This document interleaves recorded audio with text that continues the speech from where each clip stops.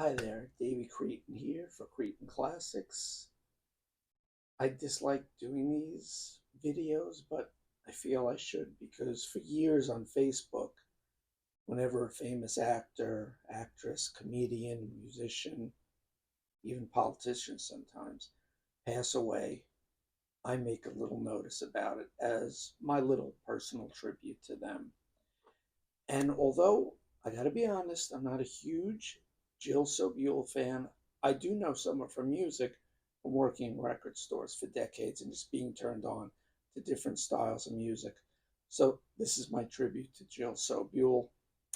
She was born in Denver, Colorado on January 16th, 1959, and sadly she passed away May 1st, 2025 at the age of 66 in Woodbury, Minnesota. She passed away of all things in a house fire, which is just horrible and terribly sad. And 6 days prior, on April 25th, she had just finished opening for the American leg of the Fixx's tour. And Tia and I, my better half Tia, you've seen her in some of my videos, she and I went to see the Fixx, and Jill Sobule opened. And I knew who she was because back in the day, the boss, my boss, the manager at the record store I worked at, my second record store gig, Titus Oaks CD and Record Exchange on Long Island, New York. Some of you may have heard of it. This was in Hicksville. My boss George was a big fan of a lot of singer-songwriters, blues artists, folk artists, so he definitely played Jill Sobule in the mid-90s. I do remember hearing her. So just to go through a bit of her career, I mean, it's a long and varied career. I'm not going to touch on every album she did, but she was a singer-songwriter, and she was compared to a lot of 70s singer-songwriters, like Loudon Wainwright III. He had that song Dead Skunk, you might remember. Compared to Randy Newman. She was compared to Warren Zevon, an amazing songwriter, another guy who passed away too soon. Harry Nilsson, she was compared to, Harry Chapin, and she sang about her Jewish upbringing on occasion and some childhood and adolescent battles with depression and even anorexia. So she was a very confessional singer-songwriter, very honest and blunt, and you have to admire someone that could do that, that has the moxie to do that, and the cojones, pardon my French, to do that. Her career lasted almost 40 years, from 1986 to 2025, and her untimely passing, she would have, if not for that, she would have gone on and done a lot more. She was basically a cult artist who hit the zeitgeist here and there a couple of times where people's ears perked up and she made herself known. Now, 1990, she had her debut on MCA Records. It was called Things Here Are Different. It was produced by Todd Rundgren, of all people. Todd Rundgren, known as an artist, solo artist, played in Utopia for many years, produced a ton of albums, probably the biggest well-known one being Meatloaf Bat Out of Hell. Pardon me there, I needed a little sip. And he produced her debut album, Things Here Are Different. There was a song on the album called Too Cool to Fall in Love, and it actually hit number 17 on the adult contemporary charts here, Billboard magazine in the States. The most well-known players on the album besides Todd on guitar, Sid McGuinness. He played in David Letterman's late night band, the most dangerous band in the world, with Paul Shaffer for many years. And Michael Shreve, of all people, who played drums and percussion with Santana, late 60s and early 70s. And then he played in the supergroup HSAS, Hagar, Schoen, Aronson, Shreve. Those are the initials, HSAS. He played drums on the album. So obviously after he left Santana and after he did HSAS, which was 1984 if memory serves, he did session work and he played on the first album by Jill Sobule. Jill recorded a second album, and I never knew this, and I think this is fascinating because earlier today I did a show for Rock Daydream Nation, Peter Kerr, my French channel. He's from Australia. I did a show where I spoke about Joe Jackson. Joe Jackson actually produced Jill Sobule's second album. But because the first record didn't chart and didn't do that well, and MCA had higher expectations, MCA, as I've called them before on YouTube, they were known, and don't take this the wrong way, they were known as the Musical Cemetery of America, the Music Cemetery of America. They dropped her before the second album was released. So as of now, that record is still unreleased.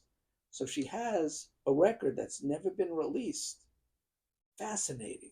Produced by Joe Jackson, who I am a huge fan of. Her next record, it took her 5 years to get another record deal. In 1995, she was with Lava, which was through Atlantic Records, through the Warner Brothers umbrella.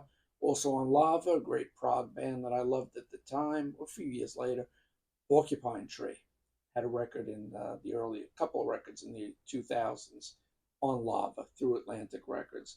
So she released a self-titled second official album through Lava Atlantic in 1995. This one sold over 100,000 copies. Now over 500,000 copies or more is gold, so it didn't certify it's a fifth of gold. She had a big hit on this record. This is the one that people know her for. One of two songs I would say that people know her for. I Kissed a Girl is the name of the song. In Australia, oddly enough, Australia comes up again. Hit number 36 on the chart. Number 15 in Canada on the rock alternative chart. Number 67 here in the US. And number 20 on the US modern rock tracks chart. This was way before Katy Perry had a song called I Kissed a Girl. And Jill Sobule was an admitted bisexual. She came out, and some of her songs were about that too. Like I said, very confessional singer-songwriter. Also, on this album, which they added to a future pressing, not the first pressing, probably the second pressing, a song called Supermodel, which was also on the soundtrack to Clueless, the 1995 Alicia Silverstone movie. And this hit number 53 in Australia. It didn't chart here, but it was known for being on the soundtrack to Clueless, which they had a couple of soundtracks to Clueless. I think Clueless, and then more songs from Clueless. So soundtrack did well. The movie did very well. So Jill, in the mid-90s, was known for these two songs. In 1997, she released a follow-up album, her third official album, called Happy Town. Unfortunately, it sold less than a quarter of the previous record. It only sold 24,000 copies as compared to over 100,000 copies of the self-titled album. So this time, Lava Atlantic Records dropped her. There was a song on the record co-written by Richard Barone from the Bongos, Number with Wings, amazing song. Love that song for over 40 years now. He co-wrote a song with Jill called Bitter on the record, hit number 74 in Australia. And the record, Happy Town in Australia, hit number 83 on the charts. Steve Earle plays guitar and does some singing on this record. Another fascinating thing. Alt country artist Steve Earle on a Jill Sobule album. Unique. Her next album came out in 2000 called Pink Pearl. And this is on a long defunct indie label, Beyond. I remember that record label working in the shops. Rainy Day Parade was in the film Mystery Men. Really good comedic superhero movie, I would say. I recommend the film Mystery Men. And she co-wrote another song with her friend Richard Barone, a New York, well, he's from New Jersey actually, but he resides in New York, a New Yorker at heart, Richard Barone. They co-wrote Rock Me to Sleep, and that was used in a bunch of TV shows.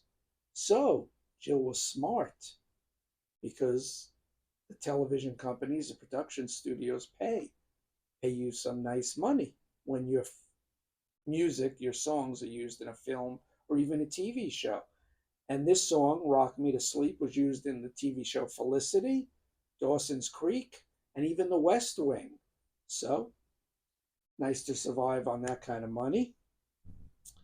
2009's California Years, that's the name of her record, was a crowd-funded record.